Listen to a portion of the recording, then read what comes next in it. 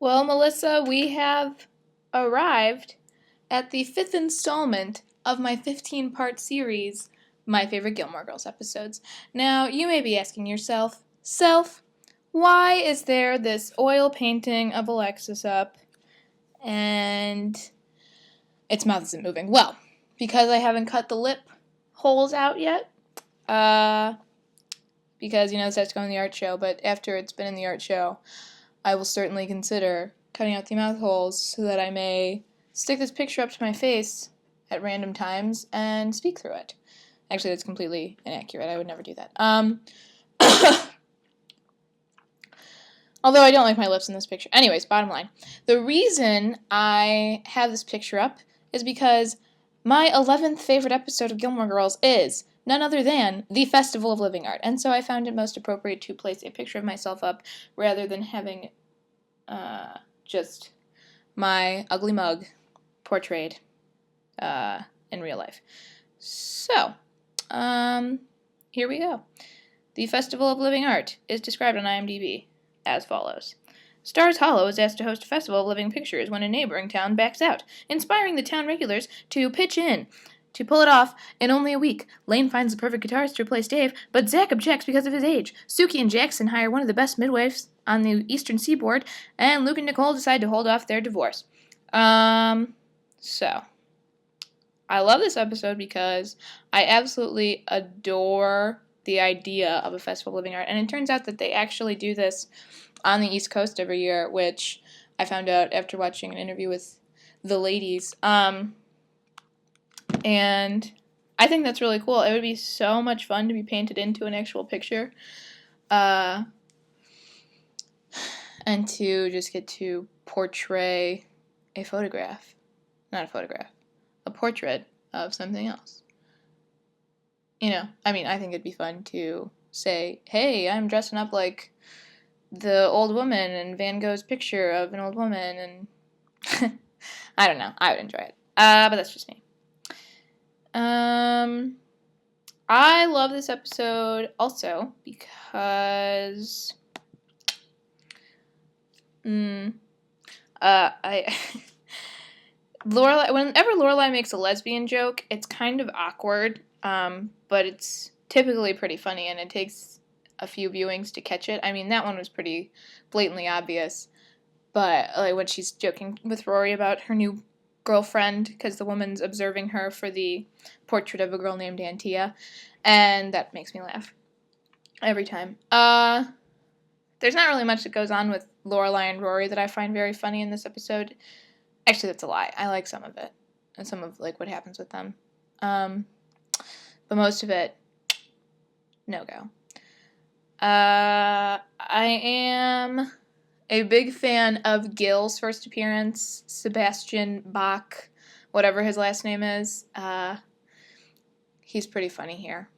It just, when he starts waving his hair around, when they're doing their one song, that part always cracks me up because he is really old comparatively, and it's funny to me that, despite his age, he can still rock out.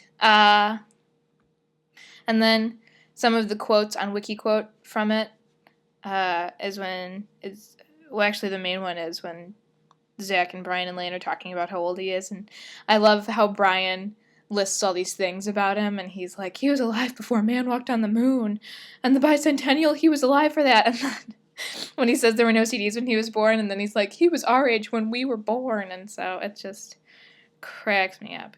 And then he said, he could have seen AC/DC with their original lead singer, and they continue to mention AC/DC in that episode, which I like the fluidity of the AC/DC references in this episode. I love Suki's baby pager. That always is funny just because it's peppy enough to be a baby pager. The whole idea of a baby pager is actually just really hysterical to me. Like, I'm in labor. Better page whoever needs to be paged. I don't know. Cracks me up. What else? The only thing I dislike most about this episode is Luke and Nicole getting back together because I hate Nicole. She's so annoying and disgusting. I mean, in the next episode when she's in that ugly blue shirt and she's like so thin, it's but she's not like a pretty thin. She's just a scary looking thin. And her blonde hair is disgusting. And I just hate Nicole. I absolutely cannot stand her. And the sooner she leaves, the better, as far as I'm concerned. I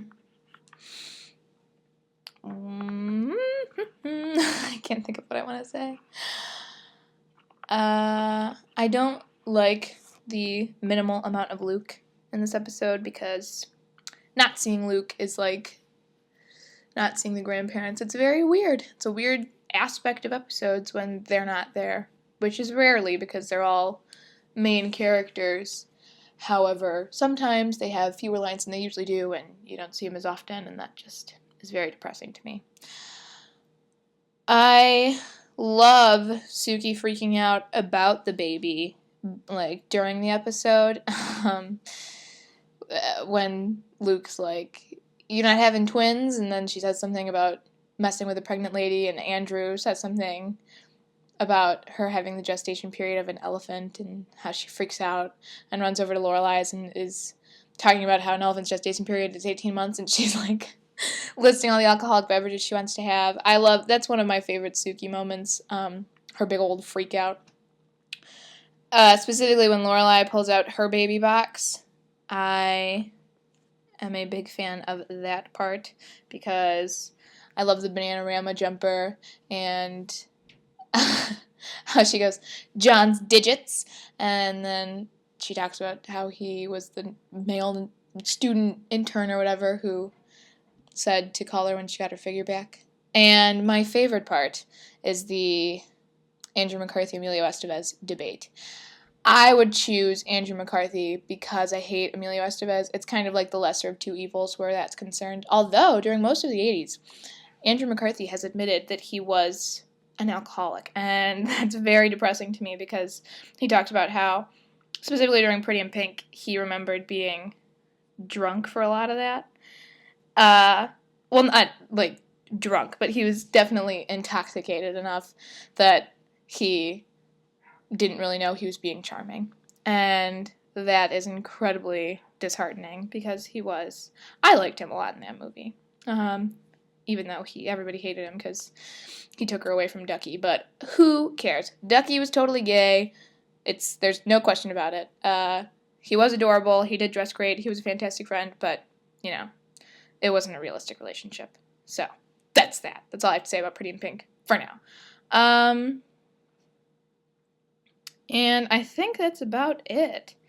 There was something. Oh, Kirk and the town troubadour. Every time they interact, it makes me laugh so hard because he's just so mean to him for no reason. And I love the town troubadour because he looks a lot like Ben Folds. I'm going to look that up because he looks too much like Ben Folds to not be Ben Folds. But he's not Ben Folds because his voice isn't as high as Ben Folds. Oh, well, whatever. Anyways. So,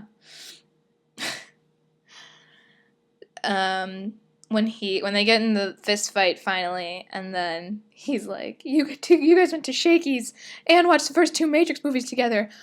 Someone told me," or whatever. That makes me laugh. And how they mess up their beards, their plastic beards. It's just hysterical. And my favorite line from that bickering session between them is when they haven't started fighting yet, and Miss Patty says something about not parking in red zones, and she asks whose car it is, and then the town troubadour goes, "I'm pretty sure I saw Kirk driving that earlier," and then Kirk's like, "You, Judas!" It makes me laugh hysterically every time, just thinking about it. I am rolling on the floor laughing. A literal raffle is going on right here. No, I'm just kidding, but it is really funny. And that's pretty much it. Except when the man from Woodbridge is there, he reminds me of the Nazi general or whatever he was in The Sound of Music. Like, he's waiting for the Von Trapp family to come off the stage to take them away, and he won't get to do it he will fail because he's a terrible Nazi general. So that's that. That is the 5th installment of my 15 favorite Gilmore Girls episodes. Thank you very much, Festival of Living Art. I hope this was sufficient, because if not, I guess you're just going to have to stop watching my videos. And you'll never know what the top 10 greatest Gilmore Girls episodes are in my eyes. Alright, well, that's that. See you later.